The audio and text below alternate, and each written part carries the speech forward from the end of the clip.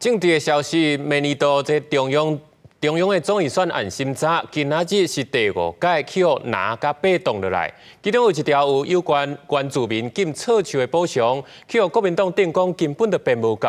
这行政院长杜永泰是解释讲，因为顾虑到国家的财政，这预算会个渐渐增加。嘛讲这总预算案若个未过关，会考虑来申请释宪。民进党立委洪新汉蔡友打出透早3点伫立法院议场正门，摕到伊也伫排队的相片，成功透早伫7点抢到头香，甲明年度中央政府总预算案列入议程，希望会当过关。伫议会进行时阵，捌因为无人提出其他意见，差一点直接复位。立法院长韩国瑜第4届询问国民党的立委，才慢慢到位。有无异议？增列总预算有异议？没有异议。增列总预算有无异议？有异议。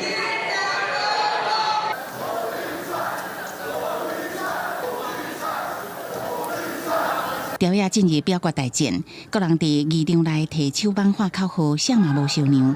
啊，毋过南北党团人数的优势，赞成49票，反对58票。民进党团提议叫人封杀，等于是总预算案第5届卡关。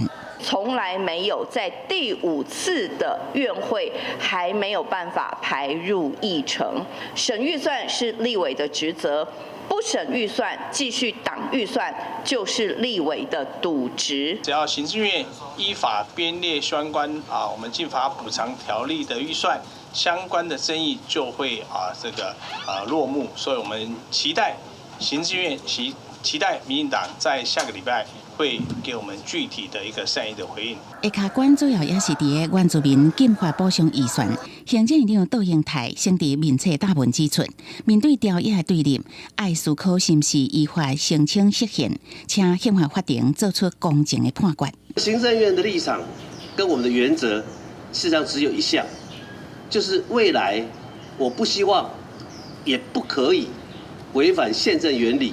违反宪法的规定，违反预算法的规定，那么我们愿意在这个时候之后，那么提出更多的方式来取得朝野之间更高的共识。杜永泰比孙前受访，搁再表示，立法院袂使增加预算支出，较早案例是经过2院合议，才照法律来执行。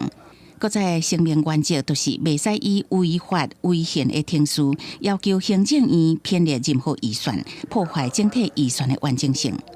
记者综合报道。